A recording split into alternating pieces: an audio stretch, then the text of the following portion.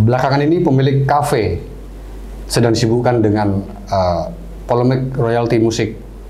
Bahkan Lembaga Manajemen Kolektif Nasional telah menegaskan tidak hanya soal lagu tetapi juga kicauan burung maupun instrumen itu wajib dihargai royaltinya. Lantas bagaimana fenomena ini di Kalimantan Utara? Bersama kami telah hadir anggota DPRD Provinsi Kaltara, Adinata Kusuma, Komisi 2. Oke, baik. Gini Bang, menanggapi fenomena yang belakangan ini pro kontra di masyarakat, mungkin di nasional ini isunya sudah booming begitu. Yes. Bagaimana Abang yang juga Komisi 2 membawahi tentang ekonomi kreatif dan UMKM itu melihatnya? Terutama Abang kan juga punya basic sebagai musisi ya, berarti gitu, pegiat musik. Apakah lantas dengan adanya royalti ini malah mematikan semangat para UMKM pelaku usaha itu untuk berusaha gitu? Kalau saya sih memandang ini sebenarnya plus minus sih. Ada sisi baiknya untuk para musisi juga, cuma ada sisi negatifnya.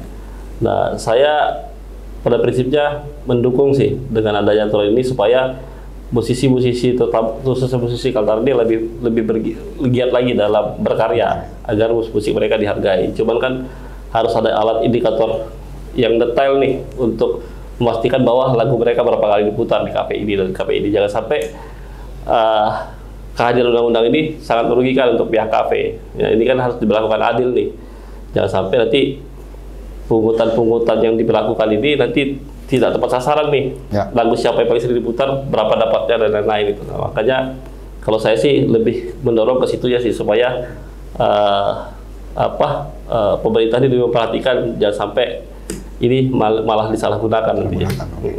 Kalau kita lihat kaitkan dengan yang terjadi di Kalimantan Utara, karena kita lihat kafe maupun pelaku UMKM kan bertumbuh pesat, baik itu di Tarakan maupun Tanjung Selor dan Malinau Nunukan juga. Lantas apakah ini bisa menjadi semacam trigger buat mereka juga untuk tidak takut dengan aturan ini begitu? Kalau saya sih ini sangat berpengaruh positif lah khususnya teman-teman musisi supaya mereka punya semangat lebih untuk berkarya. Yang jadi dilema kita sekarang kan banyak musisi-musisi kafe kita yang bermain di kafe sekarang ini masih membawa lagu-lagu teman-teman nasional, lagu-lagu orang. Nah, ini kan perhitungannya seperti apa? Apakah pendapatan itu untuk royalti itu dipotong dari mereka atau seperti apa? Sedangkan sama-sama kita tahu bahwa untuk teman-teman pemusik di kafe ini kan bayarannya nggak sebesar di luar mungkin. Mereka itu kan cuma dihargai kalau saya tidak salah itu. Mereka itu kan standar UMK dibagi 30 hari dibagi 5. Nah, itu yang mereka dapatkan per malam per sekali main. Nah, itu kan kalau itu lagi dibebankan sama mereka untuk royalti itu, ya mungkin pemusik kafe ini nggak bakal hidup. Nah, itu yang harus dipikirkan sama pemerintah, bagaimana caranya gitu.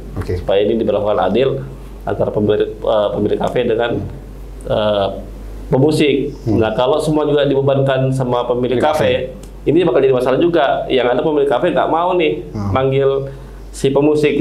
Nah, itu yang jadi dilema kita. Jangan sampai ini dua-duanya mati nih, cuma gara-gara satu peraturan ini. Makanya harapan kita nanti teman-teman itu dicarikan solusi baik lah dengan ada kan ini undang-undang ini kan multi tafsir juga nih. Makanya itu harapan kita ke depannya supaya pemerintah lebih memperhatikan teman-teman ini lah. Baik. Nah, sekarang apa langkah DPRD Kaltara melihat fenomena ini agar jangan sampai tadi itu multi tafsir itu malah berkelanjutan, malah jadi polemik yang berkepanjangan?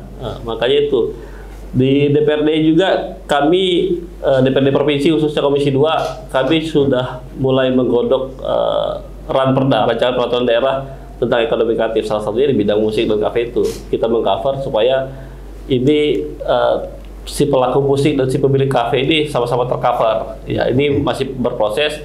Kita mohon doanya aja semoga ini cepat realisasi supaya bisa mengcover teman-teman lah pekerja kreatif lah.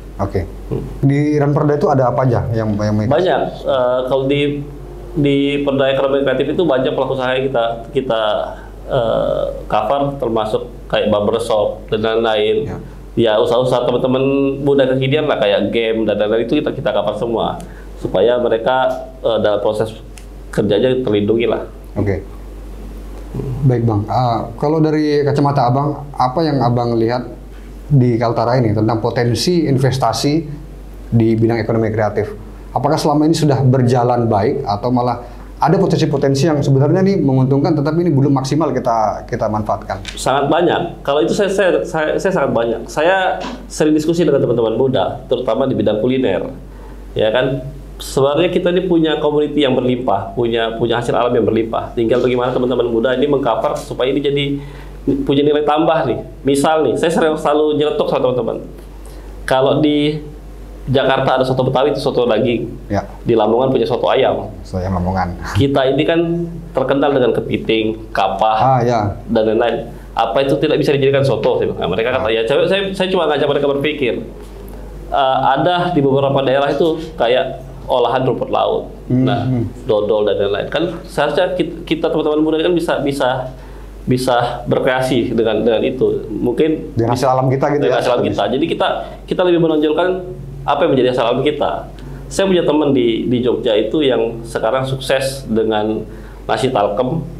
Dia sekarang sukses mengekspor ke Belanda itu cuman suir tongkol sama oseng-oseng daging. Nah, kita punya banyak community di sini. Mungkin kita bisa bikin sambal gabi atau sambal ebi tarakan dan lain-lain. Itu kan jauh lebih ini. Dan saya yakin itu juga jauh lebih laris di ini. Ya itulah harapan saya supaya teman-teman di Kaltara, terutama teman-teman muda, banyak potensi kuliner yang bisa kita angkat. Tinggal teman-teman berkreasi aja. Kalau di pemerintah siap membantu mengcover itu semua. Oke, baik. Kita kembali ke musik lagi Bang. Kalau Abang lihat potensi dari musisi di Kaltara ini kan antusiasnya besar ya. Ya. Cuman memang panggung-panggung itu juga tidak sebanyak ini. Apa yang bisa Abang lakukan? Iya. Kalau saya sih sampai hari ini masih berjuang lah supaya teman-teman musisi di Kaltara dan di Tarakan itu saya hidup. Memang agak sulit sih, agak dilema. Kalau dulu banyak program-program kreativitas yang dilakukan oleh pemerintah Tarakan dan Kaltara khususnya untuk mengembangkan potensi-potensi teman-teman muda yang ada di Kaltara. Sekarang ini kan saya minta maaf, bukan saya nyalahin pemerintah sih. Mungkin pemerintah lagi fokus membangun sehingga perhatian ini kurang terhadap itu ya. Terhadap itu. Nah, makanya kalau dari kami sendiri sih, saya pribadi dan teman-teman di Tarakan itu punya kegiatan namanya GBK. GBK itu Gigs Besok Kerja. Jadi kami itu selalu berpesta, bukan berpesta sih, bermusik, bikin event senang-senang di malam Senin. Di minggu pertama di malam Senin, besoknya kerja. Jadi kami dinamakan Gigs Besok Kerja. Dan itu lumayan sih mengangkat potensi-potensi muda. Banyak anak-anak muda yang awalnya kami tidak tahu, yang kami nggak pernah kenal. Akhirnya mereka, wah ternyata anak ini punya skill bagus nih. Akhirnya gabung. Nah nanti di tanggal 10 Juli kita lakukan lagi nih GBK di Tarakan. Jadi banyak lah kalau di musik, alhamdulillah saya dan teman-teman selalu support. Di bulan 9 itu ada Hark Live yang akan kita ini juga. Terus di tanggal 13 September juga kita ada sama STC yang ada acara musik juga lah sama teman-teman Skuter Tarakan Club. Oke. Nah menyangkut royalti soal hak cipta itu Bang, apakah itu juga membuat teman-teman musisi itu was-was? Meskipun bukan hanya di kafe ya, tapi juga ketika tampil dimanapun itu mereka was-was dan akhirnya malah mereka tidak pede membawakan lagu sendiri. Itu bagaimana? Ya kalau saya sih nggak perlu ada yang dikhawatirkan dengan kalau sebagai musisi ya, karena ini malah memacu semangat teman-teman untuk berkreativitas untuk menciptakan lagu baru dan lain-lain gitu. Bagaimana cara mereka berusaha memperkenalkan lagu mereka gitu. Mungkin di setiap penampilan mereka, di setiap kafe mungkin dari 10 lagu, 8 bawa lagu orang, 2 selipkan lagu karya mereka masing-masing sehingga lagu itu familiar. Karena ya kalau sampai yang saya takutkan kalau sampai nanti royalti itu dibebankan sama si musisinya, kan itu jadi masalah. Makanya saya harap teman-teman Kaltara ini khususnya mereka berusaha sebaik mungkin untuk mempromosikan lagu mereka supaya yang dapat royalti mereka juga gitu. Jadi royalti kembali ke mereka. Nah, cuman kan yang jadi tanda tanya ini ya, seperti saya bilang di awal, pembagiannya bagaimana? Pemerintah tahu dari mana kalau musik itu dipakai, Nah, itu kan jadi masalah. Indikatornya kan nggak ada. Ya, alat ukurnya ya. Alat ukurnya nggak ada. Nah, itu jadi masalah gitu. Jangan sampai nanti mereka main di kafe bawa lagu sendiri misalnya hampir di setiap malamnya, ujung-ujung yang dibagi royalti kan teman-teman band di Jakarta. Yang di sini nggak terdeteksi kan itu jadi masalah tuh. Itu kayak gitu-gitu sih yang kita. Siap. Baik Bang, nah, Abang kan juga dekat banget dengan komunitas-komunitas muda di Kaltara. Langkah apa saja selain tadi GBK tadi, langkah apa saja yang mungkin ini bakal jadi cita-cita Abang lah di era-era kedepannya? Banyak sih, saya selalu diskusi sama teman-teman. Di Kaltara ini, di Tarakan khususnya, saya bicara Tarakan itu kan sumber dayanya sudah cukup mumpuni lah, tinggal wadahnya lah. Teman-teman sampai sekarang terutama di, kalau saya bilang bukan kiri sih, agak keluar dari kiri lah. Teman-teman musisi yang selalu dianggap remeh ini kan, tapi terus hidup sampai hari ini walaupun tanpa support full ya. Makanya harapan kita nih dari saya pribadi terus mengawal teman-teman muda ini supaya tetap di jalur kreatif, jangan sampai gara-gara kurangnya support mereka berhenti berkreasi. Nah, itu masih saya usahakan sampai hari ini. Banyaklah cita-cita kami, termasuk event-event kayak Mangrove Fest yang selalu kami kadang-kadang dan belum terrealisasi sampai hari ini, itu akan kami usahakan lah. Mangrove Fest itu apa aja yang ada di situ? Iya banyak. Festival musik. Jadi festival musik dan festival kreasi yang ingin kami tampilkan. Kami selalu coba melakukan dengan event-event kecil ya. Saya pikir ini sudah cukup efektif lah untuk kita jadikan satu wadah di Mangrove Fest itu ya, mulai dari seni, lukis dan lain-lain, semua kita kumpulkan jadi satu, membuktikan bahwa teman-teman pencinta seni di Tarakan khususnya ini banyak dan di Kaltara. Makanya itu kita mau tunjukkan. Bahkan di beberapa, minta maaf, di beberapa ini kan di 4 kabupaten kota kan juga sering teman-teman Tarakan sering terlibat untuk meramaikan di beberapa event. Nah, kayak gitu-gitu yang kita harapkan. Oke. Nah, apa yang usaha yang Abang lakukan agar kreativitas mereka ini tidak terganggu dengan berbagai peraturan yang mungkin menyulitkan mereka, terutama royalti dan lain sebagainya. Itu apa yang Abang lakukan untuk mendorong? Ya sampai hari ini yang masih saya lakukan itu ya cuman yang GBK itu. Jadi GBK itu memang kita kolektifan. Beberapa alat-alat saya dan teman-teman lain, kafe punya teman gitu. Kita cuma cari potensi-potensi muda nih, ayo yang mau jadi musisi silahkan main, musik apapun kita dengerin kok. Jadi di GBK itu nggak selalu dengar selera kita. Nggak segmented musik apa gitu nggak ya? Di GBK itu kita pernah dangdutan, kita segala jenis musik kita mainkan, dan alhamdulillah selalu rame. Dan kuping Tarakan itu sudah cukup baik lah menurut saya, karena kuping teman-teman Tarakan itu hampir semua musik dinikmati. Nggak cuma yang metal, enggak, kita berbaur jadi satu. Yang reggae kita gabung, yang agak sudah mulai bagus lah kuping Tarakan menurut saya. Siap, baik. Kalau di Kaltara nih ada nggak fenomena sound horeg menurut Abang?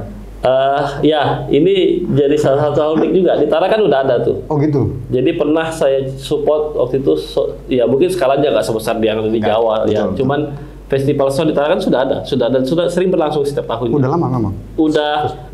Mungkin sepertinya sudah lama. Cuman saya mengetahui itu baru di 2022. Festival sound ya? Sound. Berarti cuma adu-adu sound gitu aja? Adu sound. Jadi waktu pertama kali saya saksikan itu di Stadion Dato Adil, itu sound berjejer. Bahkan yang hebat itu dari Berau, dari Samarinda hadir juga ya? Ikut festival sound itu. Ya agak seru sih, karena mereka kan adu power sampai kalau jebol diketawain gitu. Jadi agak seru juga sih. Jadi di Tarakan sudah ada seperti hal-hal seperti itu. Tapi itu belum sampai memunculkan polemik ya, mengganggu dari sekitarnya atau? Belum sampai lah. Karena di Tarakan itu kan masih butuh hiburan lah kalau menurut saya. Ya sound waktu terakhir kemarin kan sound horror yang paling banyak di karnaval itu ya? Dan di karnaval itu yang meramaikan acara itu.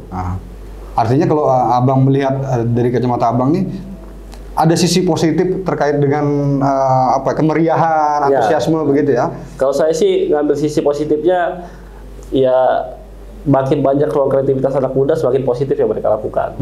Karena kita mampu menjauhi mereka dari hal-hal negatif lah. Kalau selama belum ada merugikan ya orang lain. Daripada mereka tidak disediakan ruang, hanya kumpul-kumpul yang malah arah negatif. Ya, karena untuk anak-anak muda ini kan kalau ngumpul, ya minta maaf kalau tidak dibuat memang agak lain-lain yang mereka buat. Makanya dengan kreativitas yang banyak di Tarakan itu, saya alhamdulillah anak-anak terarah ke lebih ke positif semua.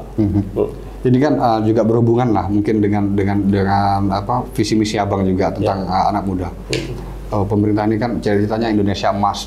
Bagaimana juga Abang ini mengupayakan untuk bisa sejalan dengan itu, ditarakan. Ya, sampai hari ini saya masih berupaya mengusahakan apa yang sudah saya sampaikan sebelumnya, waktu terutama janji-janji saya di kampanye ya, terutama kayak BLK dan lain-lain, karena teman-teman muda ini kan butuh skill yang harus diterima langsung di industri, makanya salah satunya itu upaya-upaya saya lakukan. Dan di program saya juga banyak mulai mencoba nih melakukan pelatihan-pelatihan kerja khususnya memang yang teman-teman ini, terus sama pelatihan-pelatihan yang lebih kreatif. Kayak kemarin kita sempat adakan coaching klinik musik. Coaching klinik. Coaching klinik kita memperkenalkan sama anak-anak sekolah ini loh, cara bermain drum yang baik, cara bermain gitar yang baik. Kita tunjukkan sama teman-teman. Dan harap aja supaya mereka tertarik dan SDM kita jauh lebih meningkat daripada hari ini. Oke. Nah, Abang punya mimpi nggak?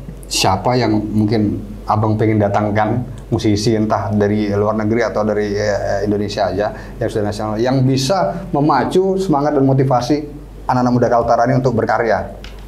Kalau saya sih di musik ini sudah nggak punya, maksudnya hampir semua saya anggap baik lah.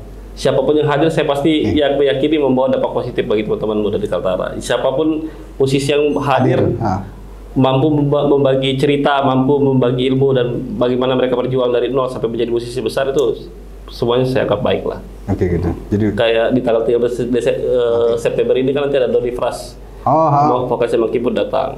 Biasa di sela-sela itu kita pasti adakan diskusi lah kepada teman-teman muda. Ya biar bagaimanapun kan cerita perjuangan mereka kan harus kita dengar. Betul. Sampai menjadi orang besar. Jadi jangan sampai melihat orang langsung terkenal. Dari nolnya kita dipelajari ya dari ini. Bagaimana mereka berkomunikasi antar musisi sampai mereka bisa mendominasi, itu kan pasti ada perjuangannya. Nggak mungkin bisa langsung jadi artis kan. Betul. Kayak gitu sih. Itu yang bisa menjadi pembangkit motivasi anak-anak muda kita. Oke. Ya.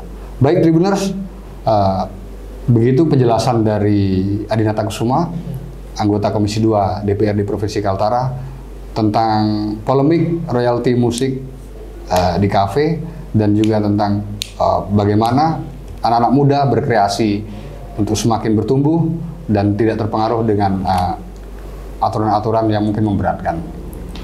Akhir kata, saya ucapkan terima kasih.